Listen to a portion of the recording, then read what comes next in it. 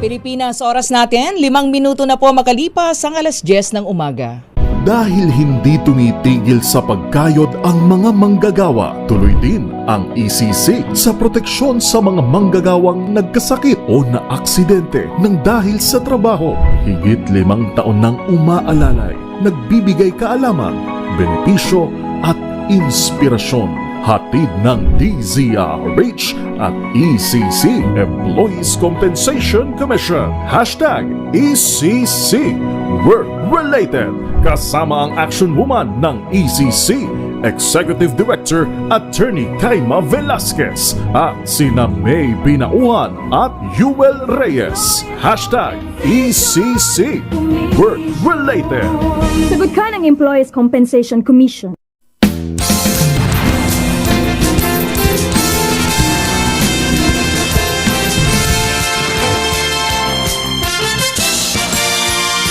Magandang umaga. Good morning! Sa lahat po ng ating mga kababayan, lalo na sa ating mga manggagawa sa Luzon, Visayas at Mindanao. Kumusta po tayong lahat? Ngayong umagang ito ng Miyerkules, it's February 19, 2025. Isang oras na naman po ng talakayan sa mga benepisyo at serbisyong hatid po ng ECC, Employees Compensation Commission. Para po sa mga manggagawang nagkasakit, na aksidente o kaya po nasawi ng dahil po sa trabaho. Welcome sa ECC hashtag ECC Work-Related. Ako po si May Binauhan. Magandang umaga, Miss May. Ako naman po si Yuel Reyes at syempre makakasama rin natin ang ating co-host mula sa Employees Compensation Commission o ECC, ang ating action woman ang nag-iisang Executive Director Attorney Kaima Velasquez. Magandang umaga, Idikay. Magandang umaga din, Sir Yuel, Miss May, at syempre sa ating mga listeners at viewers at ating mga ka-ECC. So, nung Miyerkules, nakasama natin dito si DOLE Secretary Bienvenido Laguesma. Talaga namang marami tayong natutunan sa kanya, di ba? Yes. Ang dami niyang naibigay sa ating information sa mga ginagawa ng DOLE para sa ating mga manggagawa, yung inside the country, outside the country, at marami pang aktibidad ng DOLE para sa mga manggagawa. Tama ka dyan, Idikay, sapagkat yung mga binanggit at mga ipinaliwanag ni Secretary Benny sa ating pilot episode, kagaya na lang yung pagpapalagana po ng tamang impormasyon, bawal fake news. Bawal fake news. Bilang isang napakahalagang aspeto po ng pagbibigay ng proteksyon at syempre para po yan sa ating mga manggagawa. Yes, Miss May, dahil sabi nga ni Secretary Benny Laguesma, kung ang isang manggagawa ay empowered ng tamang impormasyon, alam niya yung kanyang karapatan at hindi, itong pinaka-importante, hindi siya maloloko. At higit sa lahat, Miss May at Idikay, kung anong ahensya ng gobyerno ang maaari niyang takbuhan kung kung nangangailangan ng tulong. At partikular na nga dyan, ang unang-una na, ang attached agency ng DOLE, ang ECC, at sa oras ng pagkakasakit o di kaya naman ay pagka-aksidente. Tama ka dyan, Yuel. So, kaya nga meron tayong problema at ngayong second episode ng hashtag ECC Work-Related, mas ipapakilala pa natin ano nga ba ang ECC sa ating mga listeners at viewers. Yes, Attorney Kai. At para po sa mga hindi pa nakakakilala, ipakilala natin ang ECC. At bago tayo magtungo sa ating pong talakayan sa ating discussion, ECC 101 muna tayo, para po dun sa mga, lalo na sa mga hindi po nakapanood ng ating first episode, sagutin natin ang tanong, ano nga ba ang ECC o Employees Compensation Commission? Panoorin at pakinggan po natin ito. Hola, ka-ECC. Aba, mukhang focus na focus ka sa trabaho Hinay-hinay lang at baka magkasakit ka niyan. Hindi natin maiiwasan na galingan sa trabaho, lalo pa sa ating mga Pinoy, likas na masisipag.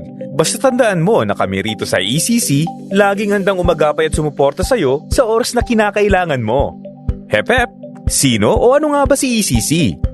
Ang ECC o Employees Compensation Commission ay ang government agency na nagpapatupad ng ECP o Employees Compensation Program. Ang ECP ay benefits sa mga empleyadong nagkasakit, na aksidente o namatay ng dahil sa trabaho. Ang ECC ay ang policy-making body ng Employees Compensation Program. ECC rin ang nagre-review ng lahat ng EC claims na disapprove ng SSS at GSIS. Wait, there's more! Alam mo bang na-establish ang ECC noong pang 1975 at sa may higit na 4 na dekada nito sa serbisyo publiko ay more than 7 million claims na ang natulungan ng ECC na umabot na rin sa higit na 46 billion pesos. O diba? Hanep! Mapa-private or public sector employee ka man, ECC will always be there for you. Sa private sector, covered ng ECC ang lahat ng mandatory members ng SSS kasama ang mga self-employed members, sea-based OFWs at maging ang mga kasambahay. Sa public sector naman ay covered ng ECC ang lahat ng mandatory members ng GSIS pati ang mga uniform personnel gaya ng AFP, PNP, BJMP, Philippine Coast Guard at BFP. But don't get confused ha, iba ang mga EC benefits sa mga benefits na ibinibigay ng SSS at GSIS. Ang pinagkaiba ng ECC sa ibang social security institutions ay employer lamang ang nagko-contribute para sa EC premium contribution. Ibig sabihin, hindi ito kinakalta sa sweldo mo at wala ito sa payslip mo. Employer mo mismo ang nagbabayad ng iyong EC premium contributions. Sa madaling salita, sagot ka ng boss mo. Sa private sector, 10 pesos per month ang contribution ng iyong employer kapag 14,749 pesos pababa ang sweldo. 30 pesos per month naman ang contribution ng iyong employer kapag 14,750 pesos pang sweldo o higit pa kada buwan. Para naman sa mga government workers, 100 pesos per month ang contribution ng iyong opisina regardless kung magkano ang sahod mo. By the way, meron ding double recovery of benefits para sa mga private sector employees. Ibig sabihin, pwede mong isabay i-claim ang EC at SSS benefits mo basta work-connected ang nangyari sa'yo. Double ang compensation. Ganun. Ang kabog pa dito sa Employees Compensation Program, sa unang araw mo pa lang sa trabaho ay covered ka na. Hindi rin kinakailangan na ubos ang sick leave credits bago makapag-claim. O diba? Protektodo ka talaga sa ECC. For more information, visit www.ecc.gov.ph. Always remember, kahit may ECC, lagi ka pa rin mag-iingat ha. #ECC Work Related sa DZRH. At pahapyaw pa lamang po yan ng aming pagpapakilala sa Employees Compensation Commission. At mamaya, sasagutin po ni Idikay ang inyo pang mga katanungan patungkol sa ECC. Siyempre, hihimayin niya ni Idikay. Pero bago yan, unahin muna natin yung tanong, Yuel, na siguradong inaabangan din ng ating mga ka-ECC. Maraming nag-aabang dahil sa first episode natin, Miss May at Idikay. Tama maraming kayo dyan. sumasagot. I know. At very excited sila sa ating ECC merchandise. EC question. Ano nga ba ang ating easy question ngayong umaga, Idikay? Para sa ating mga ka-ECC, dugtungan nyo lamang po itong sentence na to. Galing po ito sa pinanood at pinakinggan nyo kanina na ECC 101. Covered ka ng ECC basta't mandatory member ka ng blank at blank. Naku, dapat pala yung mga viewers and listeners natin Dalawang nakatutok din talaga sa mga piniplay Dalawang blank nating yan, Oo nga, di ba video. parang lugi sila, dalawang question yung sinasagot nila pero isang prize lang. Pero hindi po, laging magkakambal tong dalawang ahensya na to. So dapat po masagutin nyo yung katanungan. Covered ka ng ECC basta't mandatory member ng ka blank o blank. blank. Easy question talaga, Idikay. Yes. At kaya naman sa ating pong listeners and viewers, i-comment nyo lang po ang tamang sagot sa aming comment section. 3 winners po ulit ang aming pipiliin ngayong umaga. Pero kagaya ng aming paalala sa inyo noong first episode natin, kapag walang #ECC Work Related Yes. at gayon din ang sharer badge ay hindi po mananalo. Yun. Kaya sayang naman. Tutok lang po kayo at sa ating programa dahil mamaya i-announce po natin ang 3 winners na makatatanggap ng ECC merchandise na binabanggit kanina ni Idikay. Yes, Yuel, tama ka dyan. Tandaan nyo lang po yung paalala, na dapat merong #ECC Work Related at sharer badge. Yan. Napakahalaga po noon. Baka manghinayang kayo pag hindi nyo po nilagay yon. At samahan nyo rin po kami mamaya sa ating pag-uusapan, Idikay, of course, and the Yuel. Kung kayo po ay may mga tanong tungkol sa ECC, lalo na po sa EC program. Ayan. Maari po kayong mag-text sa ating DZRH text line. Ito na, 0919-282-6485. Again, 0919-282-6485. O kaya po, mag-comment po kayo sa ating live streaming sa DZRH News at ECC. Mamaya po sasagutin lahat ni Idikay ang inyo pong mga tanong. #ECC Work Related sa DZRH. Eto na po tayo. Tuloy na tayo sa ating pag-uusapan ngayon, Idikay. Nako, eto na mga tanong. Siyempre, unang-una muna natin ulit balikan. Ano nga ba ang Employees Compensation Commission para matandaan ng ating mga manggagawa? So kung nanood sila ng ating ECC 101 kanina, marami silang natutunan Yes. tungkol sa ating ano nga ba ang EC program. Pero i-discuss pa rin natin, mas maganda kasi yung napag-uusapan para nakakapagpalitan tayo ng tanong, diba? So ang Employees Compensation Program or EC program ay isang government program na nagbibigay ng mga benepisyo sa ating mga manggagawa na again nagkasakit, na aksidente or sa hindi inaasahang pagkakataon namatay ng dahil sa trabaho. So, kailangan nating tatandaan yung word ng dahil sa trabaho. Kaya nga ang title ng ating programa ay #ECC Work-Related. Related. Oo, lagi tayong doon sa work-related. So, layunin nito na magbigay ng mga benepisyo at kasama din dito ang pagbibigay ng tulong pinansyal para makabangon ulit yung ating mga manggagawa. So, matulungan sila makabalik sa trabaho or magsimula ng sarili nilang negosyo. Sa mga nakikinig sa atin ngayon, Idikay, ang marahil tanong sa kanilang sarili, covered ba kami yan? Sino-sino nga ba Yes. mga covered? Ang covered ng EC program. Oo, so makinig yung mga listeners at viewers natin kasi lahat ng manggagawa sa pribado at publikong sektor katulad ng members ng GSIS at SSS ay members agad ng EC program or entitled sila makareceive ng benepisyo galing sa EC program. At hindi lamang members po ng SSS at GSIS. Kahit po hindi kayo member ng GSIS sa pampublikong sektor, kasama din po natin yung mga ating uniformed personnel. So pag pinag-usapan po ba natin yung uniformed personnel, ano yung naiisip natin? Parang ano yun, di ba? Parang mga naka-uniforme. So, i-enumerate po natin sino-sino sila. Atin pong kapulisan. So, members po ng PNP, ang ating mga sundalo, members po ng AFP, atin pong members din ng Bureau of Fire Protection, so mga bumbero. Kasama din po dito sa uniform personnel ang ating mga gwardiya sa mga bilangguan. So, BJMP po na officers. At of course, hindi po natin, nasabi ko na kanina, mga sundalo po, members po ng ating AFP. So, datapat hindi sila covered ng GSIS, sila po ay entitled din na makareceive ng benefits galing sa EC program. Ayun. What about if hindi siya sakop ng GSIS? Ano yung mga uniform personnel? Oo nga, Miss ano yung May. mga benefits? Meron pa bang mga benepisyo na pwede silang matanggap mula Yun sa yung ECC? medyo confusing kasi 'di ba alam natin pag government worker ka, covered pa ka ng GSIS at pag covered ka ng GSIS, covered ka ng ECC. Pero sa kanila special kasi yung kanilang pension scheme, hindi sila covered ng GSIS. Pero even despite this, member pa rin sila ng ng GSI, member pa rin sila ng Employees Compensation Commission dahil hinuhulugan pa rin sila ng kanilang mga employer. So hindi sila sakop ng RA 8291 or Revised Government Service Insurance Act. Pero member sila ng ECC dahil covered sila ng PD 626. So related sickness, injury, disability o pagkamatay, syempre isipin mo, trabaho mo, 'di ba, sundalo, police, yan yung mga trabaho, bumbero, mga delikado yan eh. Yan yung mga talagang laging nasa may linya. peligro. Oo, laging nasa linya yung buhay mo sa pagganap ng iyong tungkulin. Kaya ginawa ng paraan na covered pa rin sila ng EC program. Susugan ko yung tanong, Miss May, dun sa mga uniform personnels natin. Paano po sila makakapag-apply ng EC claim?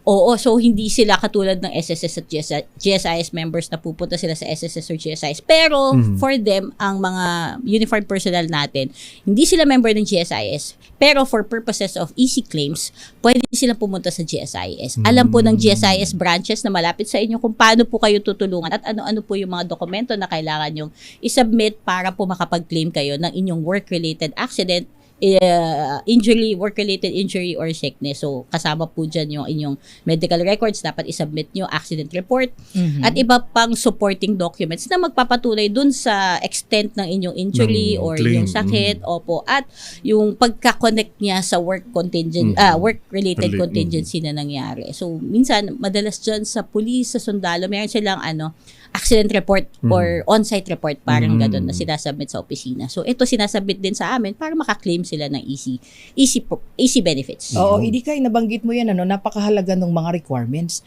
Pero may mga pagkakataon na kulang talaga, no? Kulang sila ng mga kulang dokumento. Dapat ba dun sa mga halimbawa wala yung record ng walang logbook or anything, paano yun ma-justify na sila pa rin yung nangangailangan ng benepisyo, sila yung member? Oo, so Miss May, unfortunately marami tayong requirements at isa dito yung easy logbook na na-mention mo. So mandatory itong requirement na to. Hindi ibig sabihin na wala kayo, ibig sabihin hindi na kayo makakakuha kasi responsibilidad po na inyong employer na magkaroon nito. So i-make sure po natin na na-inform natin sa employer ng kanilang mga responsibilities. At ito po yung programa natin, dito din sinishare natin sa mga employer na kailangan nyo po magkaroon ng easy logbook para po tulungan nyo yung mga empleyado nyo na makaklaim ng kanilang mga benepisyo. So, ang advice po natin, kung sakali po na kulang yung hawak nyo, pumunta po kayo sa GSIS or sa SSS at hindi po tinatanggap ang pagproseso ng claim, wag po kayo mag-alala kasi po kami po mismo yung tutulong sa inyo, ililista po namin sa inyo, tutulungan po namin kayo kung paano po i-comply to mga requirements na to, ilalabas po natin yung format at kung sakali naman po na hesitant pa rin even sa employer na tumulong sa inyo, kami po mismo yung mag-reach out sa kanila at magpapaliwanag na wag po kayo mag-alala kasi po ito po ay isang benepisyo para sa empleyado. Wala pong liability si employer. Una-una po bayad na yung premiums para sa insurance cover na to. So, wag niyong pigilan ng inyong empleyado na makapag-claim sa easy program. Ayun, kaya natin na-emphasize yun, Idikay, kasi may mga employer, di ba? Oo, Hindi Miss tumutulong May. dun sa Oo. kanilang mga empleyado. Feeling Kaya kasi hindi nila- alam ng mga employee, paano ba? Sa Paano kami simpleng magsisimula? Diba? information dissemination lang, malaking maitutulong eh. Oo. Malaki. Kaya natin ginagawa itong hashtag ECC Work Related para mapaalam sa kanila, huwag kayong mag-alala. Nandito kami para tumulong at hindi kami nandito para manisi or magbigay ng blame sa kahit na kanino. Meron tayong mga pinag-usapan kanina, Idikay, yung tinatawag na mga work-related contingencies, covered ba yon ng EC program? Yes, Miss May. So, hashtag ECC Work-Related. Dalawang pangunahing contingency yung saklaw ng EC program. So, una dito yung work-related sicknesses. Pangalawa is work-related injury. So, nagkasakit or na-injure, di ba, na nasaktan ng dahil sa trabaho. Sakop ng programa yung mga compensable accidents na nangyari habang nasa trabaho ka. So, obviously, yung mga nangyayari sa loob ng opisina, definitely covered na yan. Natapilok ka sa printer wire at na-hospital ka. Work-related injury. Ito pala, yan. Edie, what if under working hours pa rin, pero wala sa opisina yung employer, pero lumabas siya for a while, pero nung paglabas niya, doon may nangyari sa kanyang hindi maganda. Ay, nako. Well, kung yung paglabas niya ay dahil inutusan siya ng boss niya na, bumili ka, naubusan tayo ng papel or naubusan tayo ng printer ink, ito ay still work-related kahit nasa labas siya ng opisina. So, ito yung mga work-related contingencies na nangyayari even outside the office. So, buti na mention mo yung lumabas ka ng opisina kasi minsan, 'di ba? Nasa company outing tayo or nasa company event tayo. Yeah. Or kayo nagpunta kayo sa isang event, inutusan kayo na mag-cover ng isang report, isang news item on the way there or dun sa lugar na yung pinaggagawa nyo ng trabaho. Hindi yun opisina, pero covered pa rin kayo kasi work-related yung inyong activity nung time na nangyari yung incident. So, hindi pwedeng lusot doon na, nasa labas ka naman, wala ka naman sa opisina. That's true. Totoo yan. And at the same, same vein, yung kabaligtaran naman nun. Even nasa loob ka ng opisina, hindi naman work-related yung ginagawa mo. Halimbawa, hindi ka na nagtatrabaho, nandun ka pa sa loob ng opisina. Kung na-aksidente ka ng dahil dito, hindi naman siya mako-cover. So, kailangan talaga yung work-relatedness yung issue, hindi yung kung saan nangyari yung incident. Nababanggit na rin natin, Edie, yung employer. Ma-emphasize natin, sino ba dapat ang nagbabayad nito?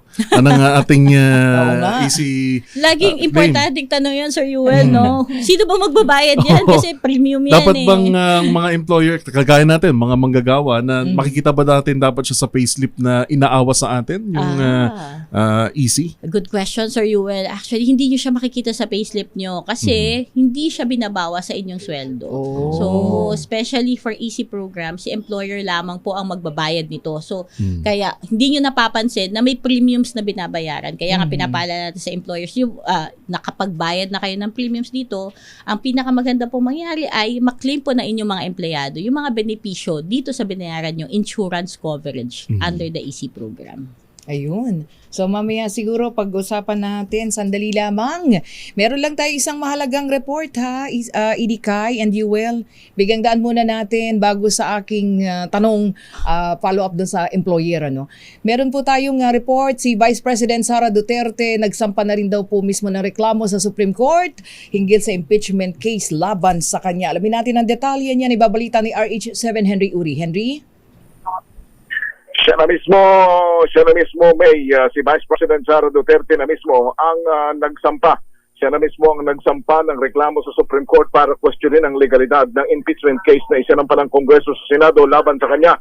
Batay mismo, May, sa press release na ipinadala sa atin itong Fortun, Narbasa and Salazar Law Office na siyang ginamit ng Vice President para kumatawan sa kanya, ay inireklamo niya nga ang konstitusyonalidad at ang ginamit na proseso ng Kongreso para magkaroon ng impeachment case laban sa kanya. Batay dito sa press release na ito ng Narbasa and Fortun and Salazar Law Office, kakatawanan nila ngayon ang Vice President sa Supreme Court para makahingi ng sagot dito sa kanilang inireklamong ito. Partikular ang judicial intervention from the High Court to uphold the process raises serious legal and constitutional concern. So ngayong umaga, May, ay ganap ng at personal na mismo na siya na ang formal na nagreklamo sa Supreme Court ng konstitusyonalidad ng impeachment laban sa kanya. Ito'y kabuntot naman kahapon ng reklamong isinampa ng mga abogado mula sa Mindanao na sina Attorney Martin Delgra at ang kanyang mga kasama na kino-question din ang legalidad ng impeachment at technicalidad ng impeachment complaint na isinampa laban sa pangalawang Pangulo. Ako si Henry Uri para sa DCRH, una sa Pilipinas, una sa Pilipino. Flash Report. Flash Report! Maraming salamat RH7 Henry Uri. Abangan po natin ang mga follow-up report hinggil po dyan. At Ken, balik po tayo sa ating hashtag ECC Work Related, Yuel and Idikay.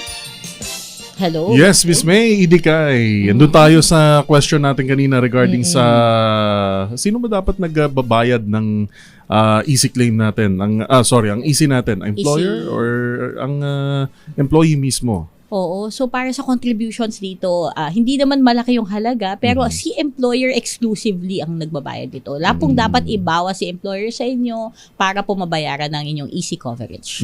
Ayun. At syempre, magkano naman? Parang katina nakita ko yung magkano mga binabayaran ng employer. O, pag sa government at saka sa private sector, tama po ba yun Yes, bilang easy Miss contribution, May. Idikay? Oo. So, di ba pag SSS or GSIS, kita po natin sa payslip natin, hati kayo ni employer dun sa hulog dyan sa inyong GSIS at SSS. Dito sa EC, wala po kayong share. So, ang binabayaran po ng employer para sa inyo dito, kung ang sweldo nyo po ay 14,749 pesos pababa, 10 piso lamang po kada buwan ng inyong premium contribution. At kung lumampas 10 naman pesos po, lang. 10 pesos Every month. lang. Dami namin binibigay na benepisyo, 10 piso 10 lamang pesos po. lang kasi di pa binabayaran ng iba employer. Yun na nga eh. Dapat pagbayaran nyo na 10 piso, proteksyon na inyong mga manggagawa. Yes. At kung more than this naman po yung sweldo nyo, 14,749, 30 pesos po. Wow. So kahit na ang sweldo mo po buwan-buwan ay 1,000,000, 30 pesos lamang po ang premium para sa inyo sa EC. Pero Para naman po sa government, Sir Yuel, Yeah. 100 pesos Peso. kahit magkano yung sweldo. So, pero sino ang dapat na magpa-file ng claim?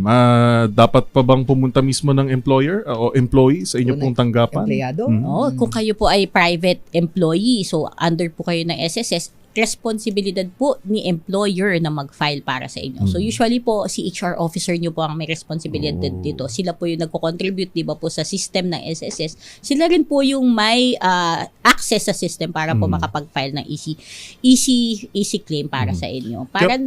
Parang malalaman talaga, ED, na kung binabayaran ba talaga o hindi yung easy, kung wala man lang efforts yung employer na Oo mag-claim, nga, mag-file ng claim. Oo, pero kasi yun na nga Sir Yuel, automatic na ini-include ng SSS yung premium contribution na 10 pesos to 30 pesos dun sa dinededuct. So kung talagang hinuhulugan yung SSS nyo, imposible na hindi kayo nahulugan ng EC. So make sure lang, baka hindi lang aware yung ating HR officer na meron palang ganitong benepisyo. That's why precisely gusto nating malaman nila para makapag-claim po kayo. Yes, dapat mismong mga manggagawa, alam nila yun. Oo. Para sila na ipupunta sa HR. Yes Meron po. akong ganitong benepisyo. Miss May, sabihin Na nila, maasahan. i-save nila tong ating episode, tapos ipadala nila dun sa kanilang HR officer, Better. panoorin mo to, Oo. 'di ba? Panoorin mo to, kita mo sinabi dun na covered kami. So, Mhm. dapat tulungan sila para makapag-file. Yun, no? Kaya mamaya po, mga manggagawa natin, ha? Sagutin naman natin mamaya yung mga tanong nila tungkol po sa ECC pa rin at sa EC program. Kaya tutok lamang po kayo, sandali lamang. Magbabalik pa rin po ang hashtag ECC Work Related. Hashtag ECC Work Related sa GCRH. 33 minuto na po makalipas ang alas 10 ng umaga. Of course, nagbabalik pa rin po ang hashtag ECC Work Related. Siyempre, kasama pa rin natin ang action woman ng ECC. Walang iba kundi si Executive Director Attorney Kai Velasquez. Hello, good morning Miss May, at magandang umaga po ulit sa ating mga listeners at viewers at ating mga ka-ECC. At ngayon naman, Idikay, Miss May, pasadahan na natin ang mga katanungan mula sa dami ng mga nagko-comments, nagpapadala sa atin ng mga katanungan na mula sa ating viewers and listeners. Oo nga, Sir Yuel. Balita ko, last week pa itong mga tanong na to at excited tayo na sagutin ito para makatulong tayo sa kanila. Sagot ka ng ECC, Employees Compensation Commission. Eto na, meron tayong unang tanong muna. Bigyang daan ko lang, Idikay. May tanong dito. Minsan po kasi nagtatanong kami sa HR namin tungkol po dyan sa benepisyo ng ECC. Ang sabi nila, i-check namin. The basic question, the basic answer. Yun po yata laging sagot ng ating mga HR officers, no? I-check namin. So again po, yung advice natin kanina, di ba po, kung sakali po na sure kayo na natutunan nyo po sa ating radio program ngayon na covered po ang inyong claim, sickness or injury ng ECC, i-save nyo po itong video na ito at ipadala nyo po sa inyong HR officer para po ma-remind sila, matuto sila kung ano po yung kailangan nilang gawin para po matulungan kayo makapag-claim sa ECC. Ayun, sabi ni... Oh, go ahead, Sorry, Yuel. related to that question, Miss Maya Idikay, meron po bang ilang palugit na ilang araw mula nung nangyari yung insidente doon sa dapat ma-report ka agad siya sa ECC? Okay, so meron tayong tinatawag na prescriptive period. Pero huwag kayong mag-alala kasi hindi ito maiksi. It's 3 taon po simula ng inyong pagka-aksidente. May pagkakataon po kayo ma-file. So kahit po na-aksidente kayo ng 2023, ngayon nyo lang po nalaman na may benepisyo po pala kayo na pwedeng makuha sa ECC. Pwede pa po kayong humabol mag-file ngayong araw na to kasi 3 taon po yung prescriptive period na. Mahaba-haba din. Opo. Kaya lang yung iba nga dahil hindi alam, di ba? Yun nga, Idikay? Miss May. Kaya Hindi hindi nila tayo nakiklaim. titigil sa pagsasabi sa Pagsasabi. kanila ng kanilang mga Yun ang benepisyo. importansya ng ating programa. Yes, Miss. Ito po, sabi po ni Sir Eliseo Baranyao Jr. Yes po ma'am, correct. Since nag-start po ako mag-work, 10 pesos po ang kinakaltas po sa payslip. Anong year yan, Sir Eliseo? Naku, Sir Eliseo, dapat hindi yan kinakalta sa payslip mo. Paalala ko lamang po sa inyong employer, sabihin niyo po sa kanila, hindi po sagot ng employee ang EC contribution. Ito po ay contribution na dapat sagot ng inyong employer. So sabihin niyo po sa kanila, padala niyo po itong clip na to, naku sir, hindi po dapat kinakaltas sa empleyado ang 10 pesos EC contribution. Ayun. Meron tayong isang member ng Operation Tulong, seaman siya. Oo, ang kanyang tanong, kami po ba ay kasama din sa may benepisyo sa ECC, lalo na kami ay tawid dagat? Sir, as a seaman po, alam niyo po na ang agency niyo po sa Pilipinas ang may responsibilidad na mag-remit po ng inyong SSS contribution. At dito po sa SSS contribution na to, kasama po ang mga seaman. Ang kasama po ang EC contribution. So actually, as a matter of fact, marami po kaming mga claimants na seaman na yung mga na-aksidente po sa barko. Syempre po, perilous ang inyong trabaho. Lagi po kayong naka-expose sa mga delikadong sitwasyon. Naglilinis po kayo ng gilid ng barko, nasa dagat. Kayo po ay aming covered. So marami po. Ang huli po namin isang board resolution na nilabas ay para po sa benepisyo ng mga seafarers na covered pa rin po kayo kahit na po hindi kayo aktual na nagtatrabaho. So halimbawa po, break time. Natutulog po kayo sa inyong, ano po bang tawag sa quarters ng seamen. Di ba po? Natutulog kayo tapos biglang umalog ng malakas yung barko, nahulog kayo. Sabihin nyo, covered ba yun ng ECC or hindi? Kasi technically natutulog siya, hindi siya Mm, nagtatrabaho, mm, pero po dito sa aming bagong pinasang board resolution ng bunkhouse rule, kahit po natutulog kayo, basta po nasa trabaho kayo kasi wala naman kayong choice, covered po ng ECC yung aksidente na nangyari kahit na hindi kayo nagtatrabaho sa barko. Okay. Nabanggit natin mismo yung EDK, yung mga abroad na mga OFWs. What if naman po yung mga self-employed na nagtatanong din sa atin na covered ba ako niyan? Wala naman akong employer. Tama po yan. So, ito po yung mga katanungan ng mga self-employed natin. So, kung kayo po ay isang Grab driver or Lala Move rider or kayo po ay isang halimbawa po artist na wala talagang fixed na employer, kayo po ay employee pa rin. Hindi, sarili nyo nga lang po yung employer nyo. Sa pagkakataong ito, kayo po yung may responsibilidad na maghulog sa sarili nyo kasi you are the employer of yourself. Pero po, i-make sure nyo po na pag naghulog po kayo sa SSS, hindi po kayo voluntary member but isang self-employed member. So, maliit lang naman po ang minimum coverage ng SSS, 570 pesos kasama na po ang EC contribution dito. Ito po yung minimum. Tama-tama, yan din yung tanong kanina ni Berna Sir JL, no? I-acknowledge lang natin. Sige po, So, Miss nasagot na. Si Jimmy Muriel, paano po pag nasa ospital po ang employee, hindi makalabas para mag-file ng easy claim? Pwede po ba nakamag-anak ang mag-file ng mga requirements? Sir Jimmy, so kung syempre po nasa ospital kayo, hindi kayo makakalabas. So, ginagamot po kayo. Kung kayo po ay, ang inyong claim po ay sickness, kailangan po si employer talaga yung magpa-file kung SSS benefit, SSS member po kayo. So, ang responsibilidad po mag-file, tandaan po natin for SSS sickness, is si employer. So, dapat po, wag kayong mag-alala.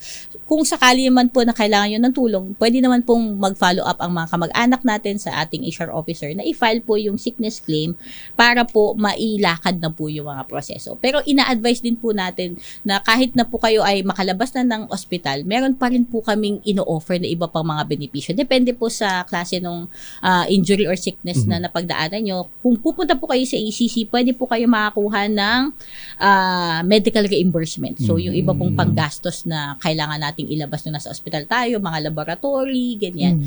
Tumutulong din po ang ECC para dito. So, even after po nung sickness claim na binayaran ng SSS, pwede pa rin po Meron kayong pa. lumapit sa amin para sa iba pang benepisyong pwede makuha. Ayun. Ito po, ED, para naman po dun sa mga na-discuss na natin to. Pero mula kay Romeo Santos, magkano po ang bayad para maging member ng ECC? Meron nga ba? May parang entrance fee nga ba dyan? Entrance fee, again, yung entrance fee po natin, 10 to 30 pesos sa SSS, 100 pesos para sa government workers, GSIS members. Pero po, wag po kayong mag-alala kasi po, dapat si employer ang magbayad nito. Wag po, hindi po pwede na sa inyo siya ibabawas. Ayun, si Mildred Rivera, puntahan natin yung tanong niya, no? Paano po ang filing pag namatay ang empleyado sa trabaho mismo? Namatay po sa atake sa puso. Ay, yung oo, anak Miss ko May. habang naka-duty. Security guard po siya sa bangko. Parang yung aming Yung nangyari po dito sa aming security guard. DCRH. Opo. At similar po dun sa advice na nabigay po namin sa inyo nung isang linggo nung nangyari din po yung same contingency na to. Ang pagpa-file po, of course, hindi po magagawa na ating employee kasi po na pumanaw na siya. Pumanaw na. Responsibilidad po dapat ni HR officer. Pero paano po siya makakapag-file kung wala na po nagpa-follow up? Pwede pong tumulong ang kamag-anak, ang mga mahal sa buhay para po i-prompt yung pagpa-file nito. Ang advice ko po sa inyo, kung hindi po kayo natutulungan na inyong HR officer, lumapit po kayo sa amin sa ECC. Kami po mismo yung mag-a-assist sa inyo para po matulungan namin kayo sa documentary requirements at ma-prompt din po namin ng inyong HR officer na mag-file ng EC claim para sa inyo. At yung claim po nito, ED, direct ang makikinabang ay yung family na. Opo. So, sila po ang tinatawag natin mga beneficiaries ng ating EC benefits. So, pwede po sila magkaroon ng pension benefits sa naiwang asawa or sa mga naiwang mga minor children. At syempre po, nagbibigay din po tayo ng funeral benefits. At ano po to, hindi po siya exclusive sa SSS. So, di ba po, si SSS nagbibigay din ng funeral benefits. Meron din po si ECC pagka work-related. So, double po yung pwede yung makuha na funeral benefits para sa inyong kamag-anak. Ayun. Meron din pong tanong dito, pag bigyan daan na po natin, yung mga hindi po regular sa trabaho. No? Ito po ba'y saklaw pa rin ng benepisyo ng ECC? Kayo po, as long as kayo po ay empleyado, dapat po covered kayo ng ECC. So, meron po tayong mga tinatawag na casual, tinatawag na seasonal workers. As long as hinuhulugan po kayo ng SSS ng inyong employer, kahit po hindi regular, kahit po project-based ang inyong employment, kayo po ay covered ng ECC. Maisingit ko na rin po na ang coverage po ng ECC nagsisimula po sa unang araw ng trabaho. So, kahit po hindi pa kayo nahulugan, nag-start ka ng trabaho kahapon, na-aksidente ka ngayong araw na to, kahit po hindi ka pa na-report na employer mo sa SSS sa katapusan, kasi sa katapusan ka pa i-report, covered ka na. So, pwede ka pong ihabol. So paano, attorney, yung yung mga, kasi merong 6 months na contractual. Oo. Covered na rin po ba sila? Yes po, kasi po kahit po contractual ang inyong engagement sa inyong employer, responsibilidad pa rin po nila na hulugan po kayo ng SSS contributions nito. At kasama po sa SSS contributions, ang EC contribution. So, covered din po kayo kahit po kayo ay hindi regular or casual or contractual or project-based. Ayun. Yung tinatawag na seasonal din, ano? Yes, Edie? Miss May, Meron may kasi. ganun talaga. Lalo na yung mga theme park. Isang-isa na lang, sandali lang. Kasi punta tayo yung tanong, meron din kasing tanong yung isang member ng Operation Tulong kanina para mag-file daw ng easy claim, IDKAI. Pwede ba yung online? Kasi yun nga, yung mga naghahanap ng online. Oo, Miss May. Pwede po ba? Sa SSS po kasi ang isa sa ating mga implementing agency. So, wala pong paraan para mag-claim na EC benefit. Diretso po sa ECC. So, kailangan po talaga dumaan tayo sa SSS. So, ang SSS po actually ay online talaga yung application form nila. So, kaya lang po, ang may access po nito ay inyong HR officer. So, mangyayari lang po kung self-employed kayo, pwede kayong mag-file ng SSS sa pamamagitan ng yung SSS app. Maraming katulad na tanong. Yun yung katulad Paano, na tanong Yun yung ni laging Franz tanong, Libara. yung- Na paano? Dahil online na tayo ngayon. Oo, Maraming oo. online. Paano nga? May mga ways nga ba? At Totoo. good thing din. Ano? So, yun nga. So, HR officer nyo sa inyong kumpanya ang makakapag-click nitong access na to. So, sila yung kukulitin talaga natin para ma-file ito. Kasi ito po ang naka-in place na sistema. Pero kung kayo ay self-employed, yun po, pwede nyong i-file diretso sa SSS sa pamamagitan ng SSS app. Ayun, maraming salamat Idikay sa pagsagot sa mga tanong ng ating mga ka-ECC. Marami pa yan, pero huwag kayong mag-alala, marami pa tayong episode. Yan ang sa muna natin, Yuel, yung ating mga winners sa ating easy question. Pero bago yan, ano muna ang ating easy answer, Idikay? Easy answer agad? Naku, Easy answer. Easy answer. Paulit-ulit natin naman. I think siguro mga 100 times natin Na natin na-mention nabanggit. yung sagot, di ba? So, kung kayo po ay member ng GSIS at Yun. SSS. So, ang hinahanap po Government nating Service sagot. Insurance System. Yes, at SSS. Hindi na nga po natin hinahanap yung buong words, Oo. no? Talagang na lang. Yung abbreviation. Abbreviation na lang. GSIS at SSS. SSS. Ayun. Ayan. Congratulations po. At sino-sino nga ba ang mga nanalo? Andyan na ba ang ating question? Andito Meron na ba winners. tayong mga winners? Andito na sila, Yun, Sir no? Joel, Miss May, at congratulations sa inyo, Sir Jose Bersola, Mhm. Sir Enrique Vista, at Sir Renz Jared Revillan. Ako, 3 boys yung nanalo ng ating ECC merchandise. Ayun, congratulations. Sandali lang. Yeah. Kaya ako sinisilip, ang daming sumagot. Naku, marami talaga. Yung first 3 lang yung nakukuha natin. At syempre, kailangan may sharer badge at Yan. may Hashtag ECC Work Related. At Yun. sa mga hindi naman pinalad nga, marami pa tayong episodes. Naku, Don't worry. napakaraming episodes pa. 6 months ang ating season this season. At para po sa mga nabanggit na winners kanina ni Idikay, ay hintayin nyo lamang po ang message ng aming executive producer na si Miss Peachy Gonzalez para po maklaim ang inyong prize. Huwag basta-basta maniniwala kung kani-kanino. Yes. Hintayin nyo po ang official message ng aming executive producer. ECC Safety Pabaon. Eto na. Pero syempre, bago tayo mag-safety pabaon, meron pa naman tayo oras. Natutuwa lang. Meron pang question, Miss May? Natutuwa lang ako kasi yung mga question, ngayon lang mga pumapasok. Marami dito kasi, alam niyo po sa Operation Tulong, dami kasi naming mga manggagawa. Kaya meron silang mga kinaklarify. Pagka po ba nag-online, ito lang ha, bigyang daan ko lang po. Ihabol Sige, ko lang Miss May. isa-isa lang.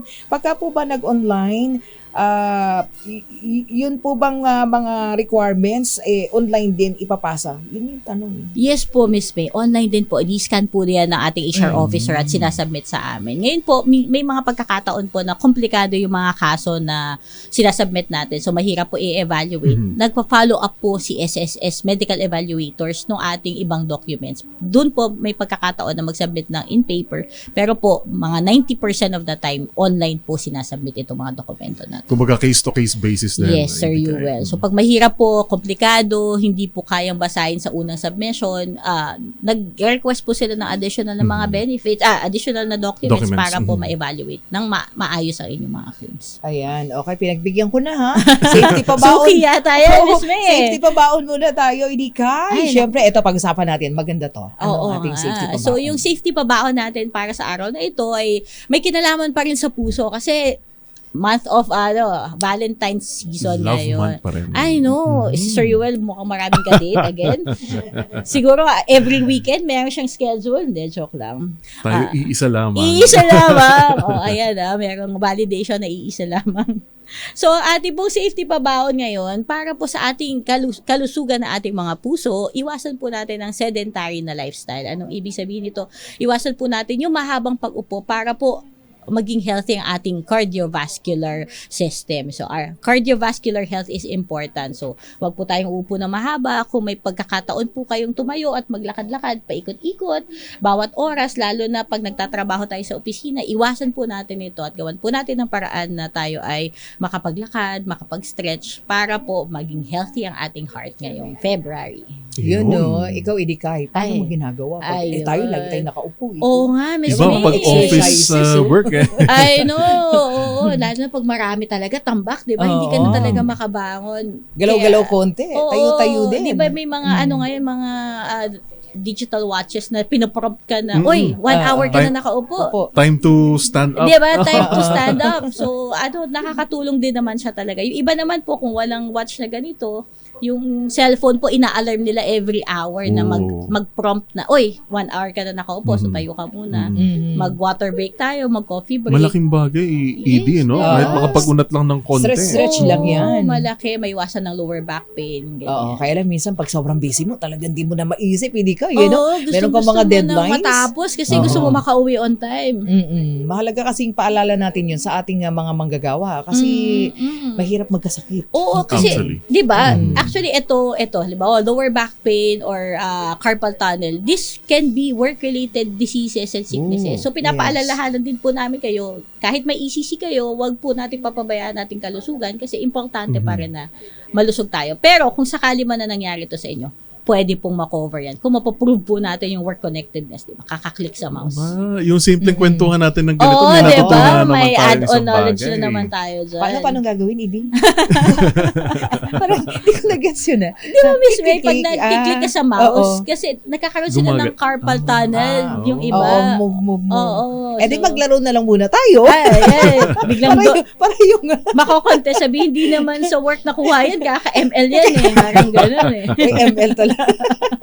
Anyway, ayan po. So, yan po yung mga safety pabaon natin sa ating mga manggagawa, Idikay at Yuel, ano? Para nang sa ganon, ingatan pa rin natin yung ating kalusugan, ano? Yes, So, Miss May. So, kung meron po kayong mga karagdagang katanungan para sa amin at kung naghahanap po kayo ng mga updates at mga announcements, bisitahin nyo naman po ang aming Facebook page. Type nyo lang po, Employees Compensation Commission. Kami po yung unang lalabas dyan. Pwede rin po kayo mag-visit sa aming website, www.ecc.gov.ph. Muli, ako po ang inyong action woman, Atty. Kaima Villa Velasquez, at kami po sa ECC ay naniniwala na ang pag-aalaga sa manggagawang Pilipino ay pag-aalaga rin sa ating bayan. Yun At- po.